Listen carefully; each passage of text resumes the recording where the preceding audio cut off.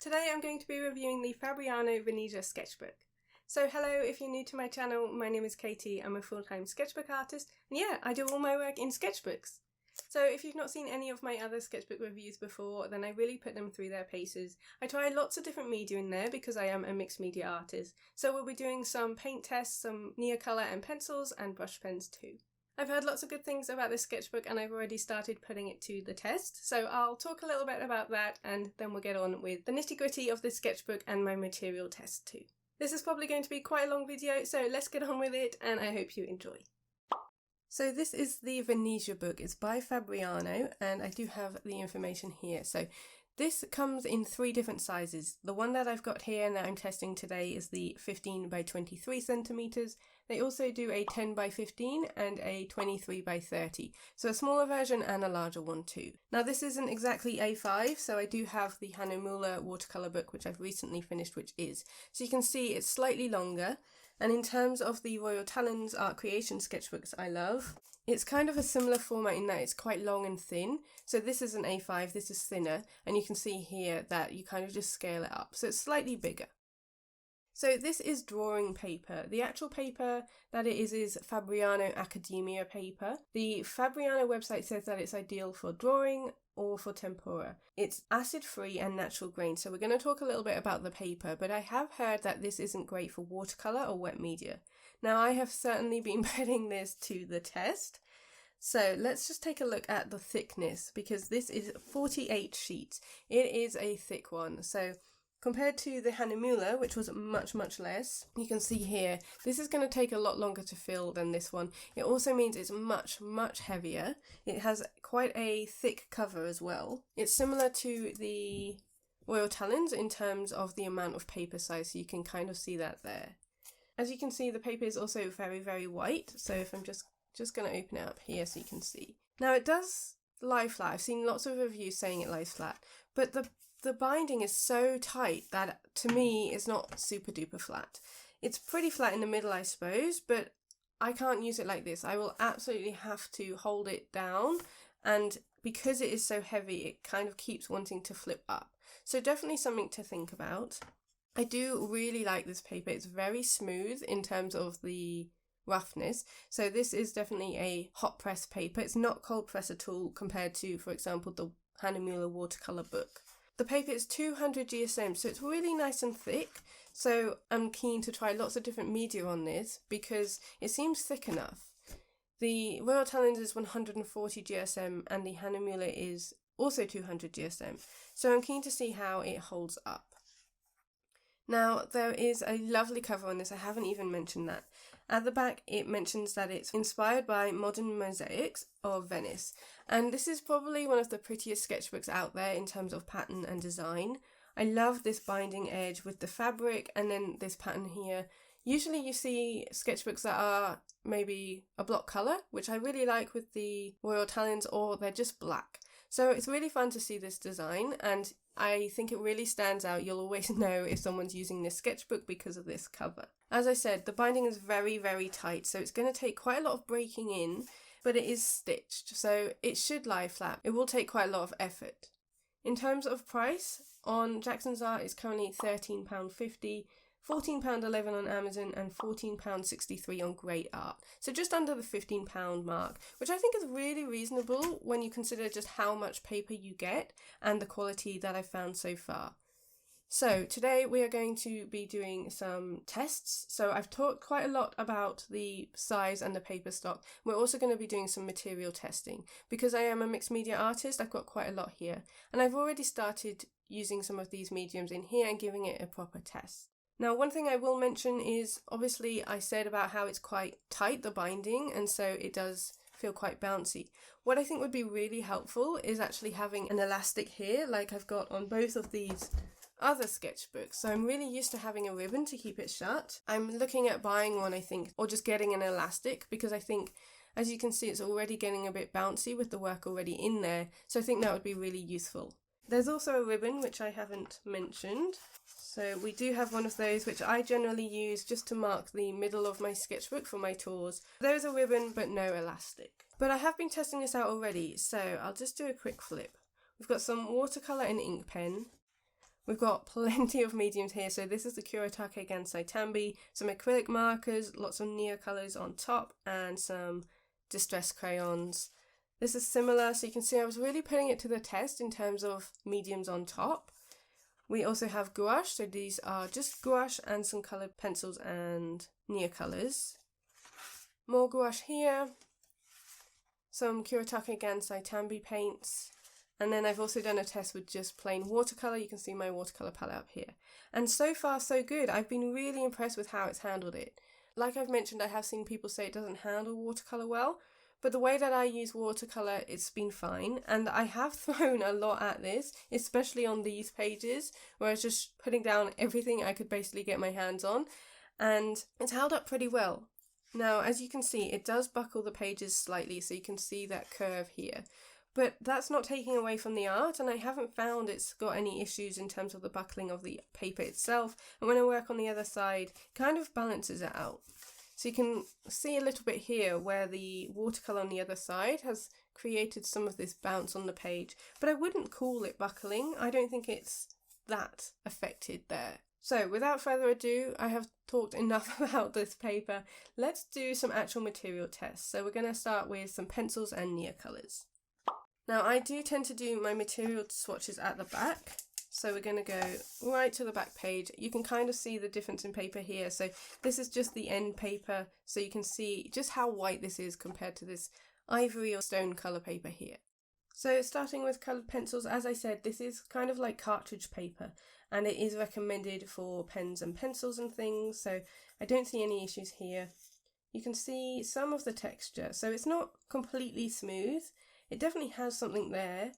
It's, I would say, slightly more textured than the Royal Talons, and you can see that there, but yeah, really, really nice. I love smooth paper. Actually, it's quite interesting to see and to use it straight after the Hahnemuhle, because I do think that the paper is quite similar in terms of thickness, but this one is definitely smoother. So there's some colour pencil tests there. And I'm going to do the same with the Neocolors. So I'm just going to put that down. So yeah, it's not super duper smooth, but you can definitely easily get there compared to a cold press paper, which I prefer not to use. I don't like cold press.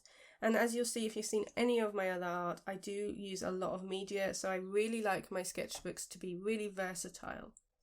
Now these Neocolor 2s are water soluble, so I'm just going to add some water there, and you'll see how it balances that out. Now I've put quite a lot of water down, and it's taken that no problem at all. It also doesn't sink in immediately, so we'll do some more tests with that. But so far, really good with the pencils and Neocolors, as you would expect. So next up, we're going to do some brush pen tests.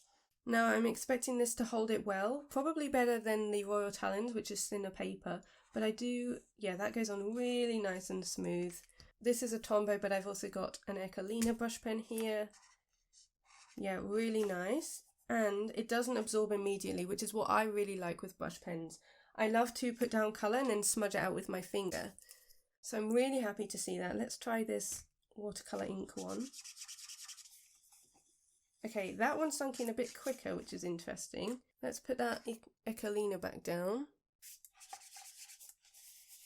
Oh, okay, really dirty finger there. Okay, I think it depends on the pen, because actually that has gone down really fast. But then there, yeah, I'm getting a bit more smudging. So I guess it depends on the pen and the pigment. But what I really want to test is also the layering. So I want to see how easily this paper pills. I use my Royal Talons for quite a lot of dry media. It's not great for watercolour though, but good for brush pens. I just have to be careful with how much I layer. So let's do a test here. Okay, so we'll go with one layer. And I'm going to try and go on top. Okay, yeah, so immediately you can see it's pilling the paper, which is to be expected really with these pens. Let's do that again down here. It's immediately, yeah, it definitely pills quite a lot. I tend to just do one layer. Sometimes I will layer other colours on top, so let's try that here. And that's fine, so you can see it's changed the colour slightly. But I wasn't scrubbing with my brush. You can see just how much pilling is coming up here of the paper because I smudged it, and there's quite a lot coming up there. So just something to think about if you're using brush pens. I think this paper is quite pilly when you're really working into it. Next up we'll do gouache, and then I think I'll do a whole page for some watercolour tests. So I'm just going to put down some of this Holbein Smalt blue, which is such a lovely colour.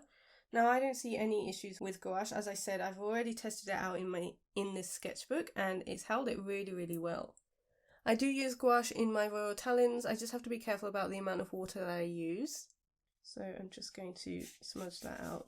But yeah, it works really, really well with gouache. I can go quite wet with it as well. Let's make that in focus, shall we? And yeah, really nice. Let's smudge that out. I do think it works really nicely with gouache. Let's also grab a dry brush. I want to see how we can... Yeah, so we can still get some dry brush effects, and because it is quite smooth, there's a little bit of texture there. But yeah, you can get some really nice textures, so works really well with gouache. Now here you can see where the water is starting to separate a little bit. So we'll do some watercolour tests, but actually I do want to see how, if it pills, if I add on another colour on top. So this just helps me test the durability of the paper. So this is a Naples yellow. Okay, yeah, that's blending in really nicely. You can see how it hadn't dried immediately, so I really like the absorbency of this paper in that it doesn't immediately absorb it in. There's still time to work with what's there.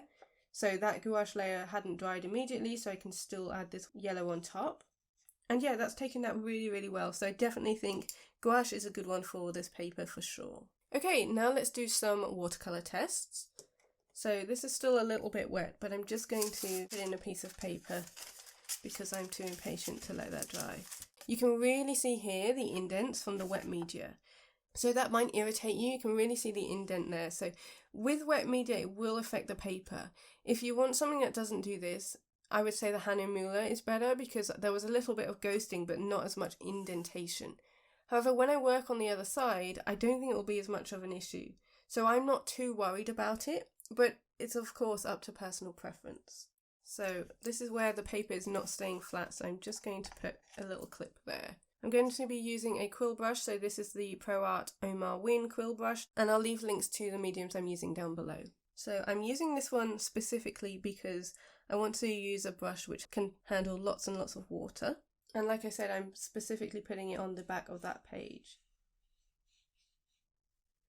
So there's quite a lot of water there.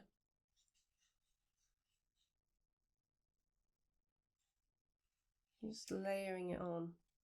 And so far that's pretty good. Like you can see, let's just add in another colour, just so I can go over that indent. So it is obviously pooling there. And it's not a super smooth colour. Actually, you can really see there how it's affecting this lavender blue. It's definitely worked better with this turquoise.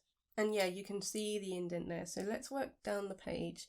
I might just fill this page completely and just see what happens. This is generally how I test sketchbooks. If you've seen my other ones before, you'll know I kind of just go on with loads of different mediums just to see how it works. I do think it's really helpful to do as artists, of seeing how things take the media that we're using. I don't think the colour's coming out great. I have seen a review actually saying that it dulls the colour. Let's test that out with a Opera Rose. Let's see what it does with that. Okay, it's still pretty vibrant. So we'll see how it dries. This is just going to be a fun page of colour, but I think it's helpful to see how the paper holds it, because I'm not being super careful. You can see where areas of it has dried, but this will be fun to work on top of actually. I'm using quite a lot of water here, I'm really not being careful. Okay, getting a little bit muddy down here.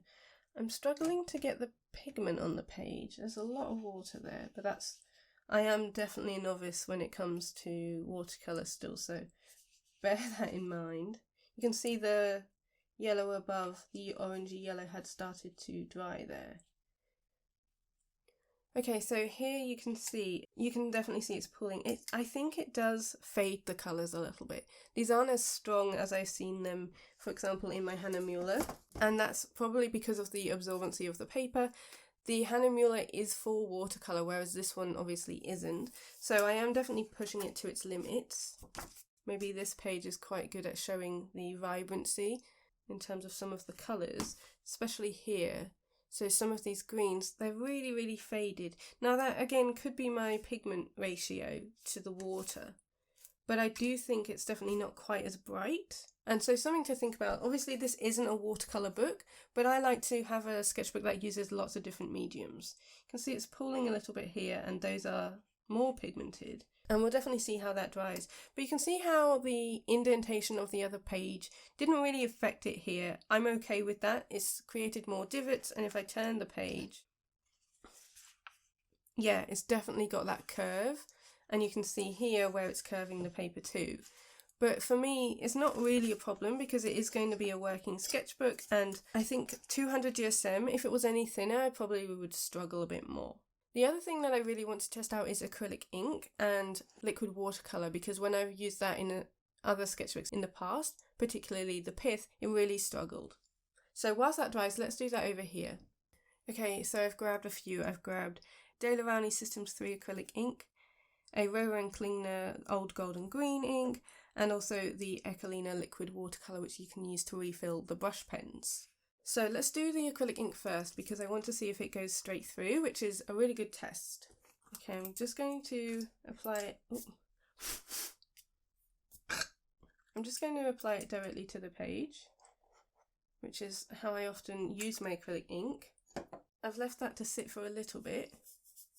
Okay, that's great. So if it was really absorbent, it would have, you would still be able to see that initial like squiggle that I put down.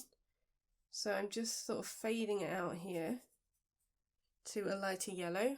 I love using acrylic ink. I've got a whole video on my channel if you're interested in this medium. So you can definitely see the sheen there.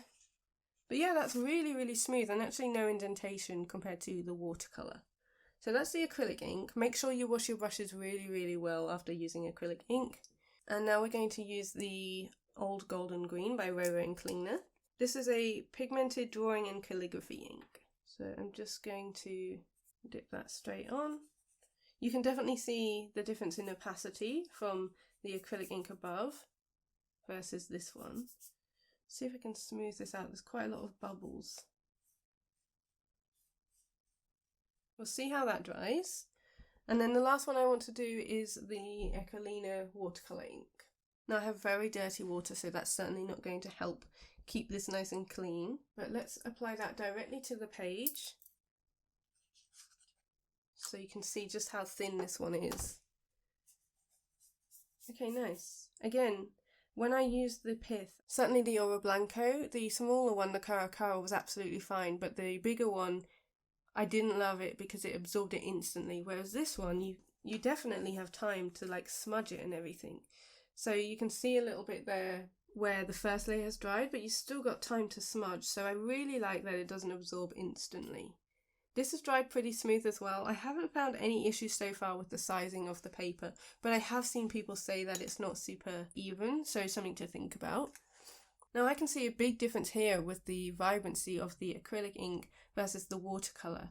This is quite interesting to see, but maybe it is the amount of water I used because I have used it before. I have used it on this page where it's probably not super duper vibrant, but I think the colour is definitely stronger than I've done here where I've used more water. I've just closed it onto here, so not perfect, but I also want to end with a pastel test. So I want to try some of the green pastels which I shared in my London haul from the other week. And because this is a smooth paper, I think it will work really well with pastels. So I'm just going to scribble that on there and smooth it out. Yeah, nice and smooth. I think this will work really nicely as background, and as I say, I do want to experiment with it some more with gouache. I can also add water, so I've just dipped my hand in water, and I really like that effect with these pastels of smudging them out with water, perhaps not using them in the traditional way, but as a mixed media artist and as someone who experiments quite a lot, this is quite exciting for me. Really nice textures there. So a bit of a mishmash of a page there, lots of different colour, but really helpful. I love how smooth this one has dried. This is the Ecollne Watercolour Ink. Now, I don't know if this is going to show up on camera, but you can see how the paper is still quite wet. I can like divot it in for it to be like this versus that way. So it definitely isn't a super thick paper when it comes to wet media, but it's holding up really, really well. I am impressed. If I turn the page, you can see some of the divots again here, especially where I'm trying to turn it. And the paper is much weaker where I've put on obviously all of that water before. So it doesn't look great like that. But once it's dried, and like we've seen here with this one, it doesn't matter so much. Yes, there's definitely a divot there where this is still wet. If it was completely dry, I don't think it's an issue. And obviously I wouldn't work in this way. I usually work, let it dry, and then I'll turn the page and work again. It's very interesting. I am really impressed with this paper. Now here you can see where some of the blending isn't going super smooth. Again, that's because of the absorbency of the paper. But for a drawing paper sketchbook and not a wet media sketchbook, I'm really impressed. I think the 200 GSM paper helps it massively. I really like the smoothness. I'm just going to flip back to some of the actual art in my sketchbook. I've been really impressed. So like I said, I have used watercolour, gouache and acrylic markers in here. And for example here, there's no issue with the vibrancy at all. So this is the Kuretake Gansai Tambi paint here, and you can see it's really vibrant. So I'd love to know your thoughts. If you've used the Venezia sketchbook, then please do let me know what you think. For the way that I use sketchbooks in terms of panels, and even when I do throw stuff at it, it's held it really, really well. There's a lot of brush pens on here as well, and I really like the smoothness of the paper. And I am really impressed with how it holds all of the different things I've put in it so far. For me, this one I did throw quite a lot at it, and I do experiment a lot, but I also use panels and it works really well there, and there wasn't as much buckling here compared to obviously this one. But considering the amount of paint and stuff I put on it, this is a really smooth page. So I do think once it's dried, it does smooth out, and obviously when you close the book, it kind of presses on it and that weight helps. Now for me, I would say this is a bit too chunky for me. It's quite a heavy sketchbook, so it's not perfect for plein air work, and I'm not sure if I will repurchase it.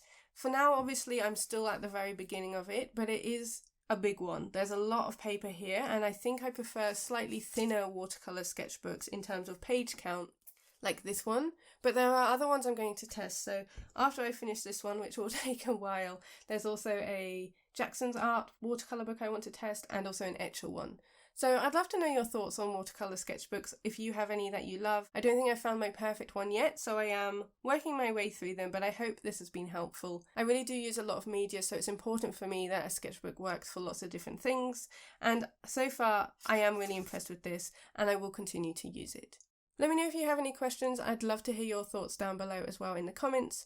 A huge thank you to my patrons. Without their support, I wouldn't be able to make free videos here on YouTube, and thank you for watching. I will see you next Sunday in my new YouTube video. See you later!